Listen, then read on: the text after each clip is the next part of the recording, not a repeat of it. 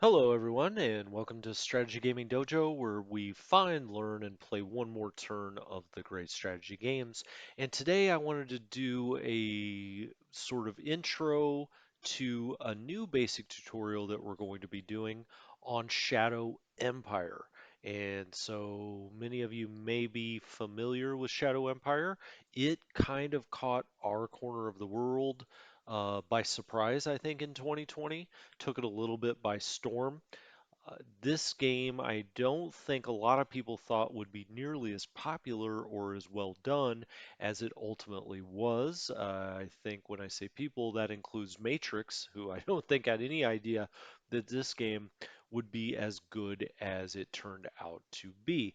It maybe should not have been a surprise because the developer, VR Design, has made great games in the past. They originally made Advanced Tactics. That became Advanced Tactics Gold as kind of the ultimate Advanced Tactics definitive edition, I guess you would say. And I probably have 1,000 hours into Advanced Tactics Gold. It's probably in my top 5 or 10 of games played all time. That is one of the most flexible, well put together war games ever made, especially for a hex encounter turn-based system. It had procedurally generated maps, and so you could play that over and over with different maps. It had a pretty good AI. You could also play any historical battle because it had a great modding um, community. And so you could really play anything when it came to Advanced Tactics Gold, and that's kind of always been considered a cult classic in the wargaming community. Well, that developer, and I keep saying developer, but it's really one man.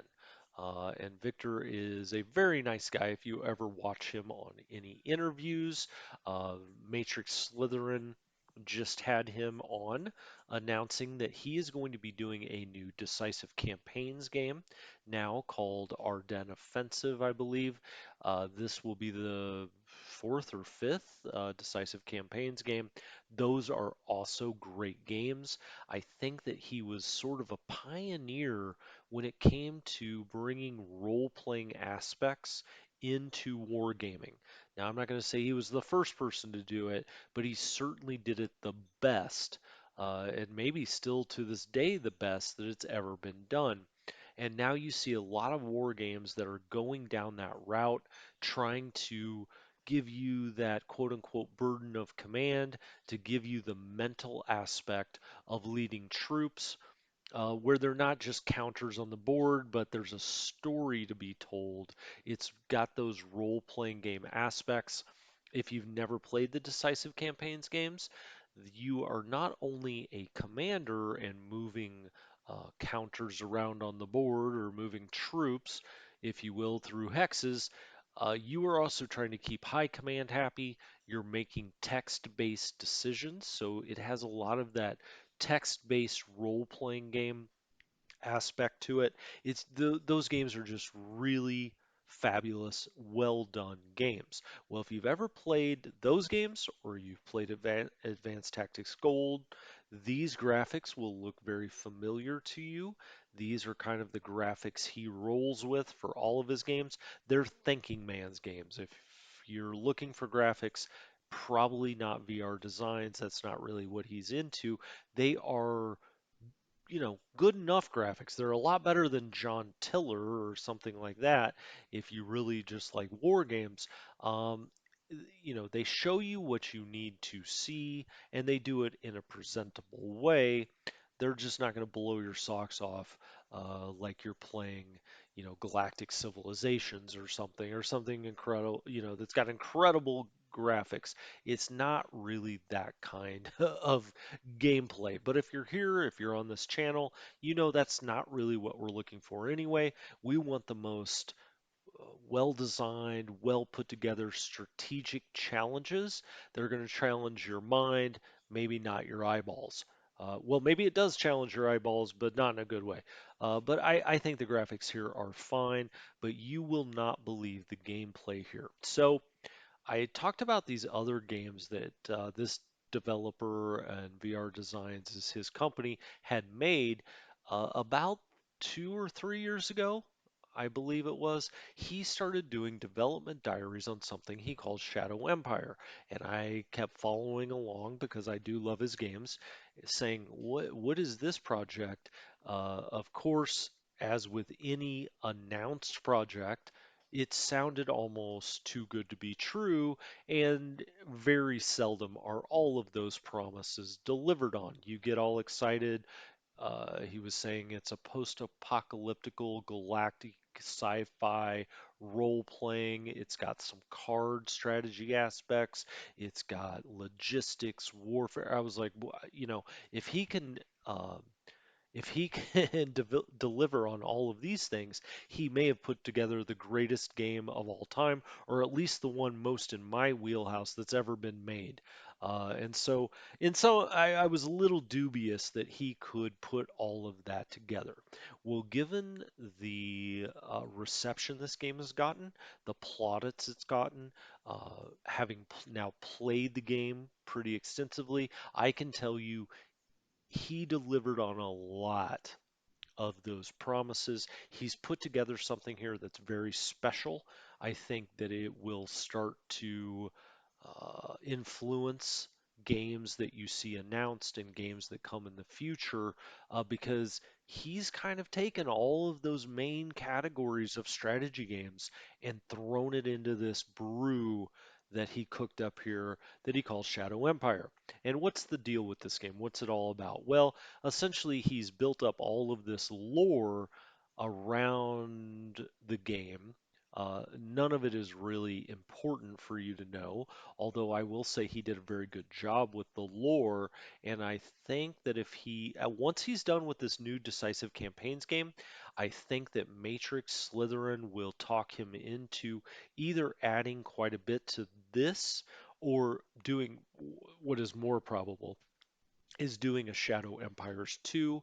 I don't think anyone expected Shadow Empires to be as popular as it is, and I think they will bring him back very quickly to start working on a Shadow Empires 2 because this game is very innovative. It's really, really one of the best war games with all these other aspects ever made. And I say that honestly, it's really that good and has that many great components to it. It's something new. We've just never seen anything quite like it before. And so anyway, he's built up all this lore, and I think he can. The original point I was going to make is I think he can build on that lore. It reminds me a little bit of the Warhammer 40K lore where humans eventually leave Earth. Um, they go and colonize, first of all, the solar system, the Sol system. There's a fight between the Terrans, the people back on Earth, and the people that have scattered out across the solar system. There's, wars that go on. This whole lore, you can go read about it if you want to. It's the first like 50 pages of the manual if you want to read the story. But essentially, what we get down to is we are in the year 8200. It is a post-apocalyptical galaxy at this point. So humans have spread out across the galaxy. Then there was a galaxy-wide war that didn't turn out well, really, for anyone. And you are on a planet in a post-apocalyptical setting after that war, and you're trying to survive. Okay, so the first sort of goal is just survival. And you don't know, well, let's back up for a second.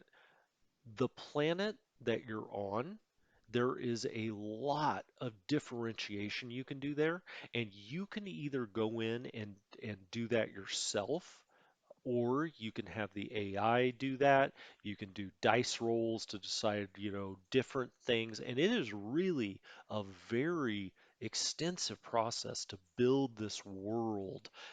Of course, we have Fog of War on, and you see all of these unknown hexes out here. But it is really a process if you want it to be. You don't have to do it that way. You can just basically tell the game, give me something random.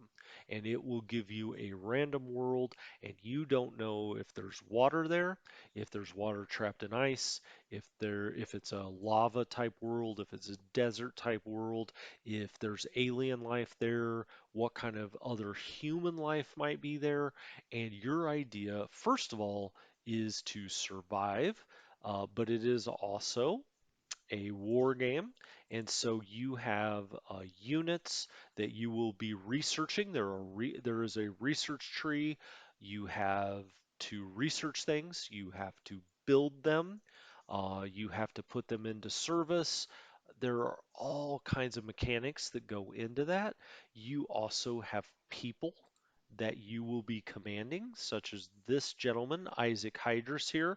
That is the role-playing aspects where you have to manage your people. It's got kind of a Crusader Kings vibe in that way, in that you have to keep people happy, you have to keep your citizens happy. So it does that kind of role playing. I said that there's a card aspect to it. These are just buffs. These are different bonuses and buffs that you can put towards certain things that kind of keep up the storytelling aspect of this game, the role playing aspect, and help you go down different pathways for that storytelling. I know some people maybe don't like cards. It's really not a big part of the game, but I do think it's an interesting part of the game where you can wait and hold and play these cards for different purposes or to buff up certain things that you want buffed. Uh, Look, it has an order of battle because at its heart, well, I'm going to say at its heart, it's actually a logistics game. Like all good war games, logistics are king, but it does have a great warfare component that's very much like Advanced Tactics Gold, if you've ever played that. But logistics, you see all of the different kinds of resources, things we'll need to survive for our citizens to survive and our cities to build up. You will have to manage that. I know that a lot of people I've talked to that are into this game or have played it think that the logistics is the hardest part of this game to get your arms around. So we will go extensively into that. We'll go into the planet generation. We'll go into the role-playing aspects, your councils, your various commanders, the other people that are at your settlement here. We'll, of course, go over all of the warfare stuff. We're going to cover this game from top to bottom like I like to do. So we're going to do a basic tutorial first, and then we'll do a let's play after that. And so I'm trying to get on a more consistent schedule of when I release things. Of course, the channel is still very young, but it's growing rapidly. We really have a nice, good diverse group that have come together that all love these kind of great strategy games. And as this grows, I'm starting to get more ideas, more input from people, and people want to see a little more scheduled content so they know when things are coming out. So, what I'm going to start doing is on Mondays, Wednesdays, Fridays, and Sundays at 10 a.m., I will be doing War in the Pacific. I will be doing a live stream. Okay. Uh, that will be uploaded just like every other episode of War in the Pacific. I will also sometimes in between be doing turns that I will resolve, but those live streams will really be more about talking about the game, talking about War in the Pacific and how that game works and what we're doing. And then on Tuesdays, Thursdays, and Saturdays, I will be doing War in the East. We're almost done with that basic tutorial. And when we are, we're going to do a let's play, and we'll be doing the same thing on those live streams, talking about the mechanics of the game, the thinking, the strategic, what are we doing now, how this part of the game works, or that part.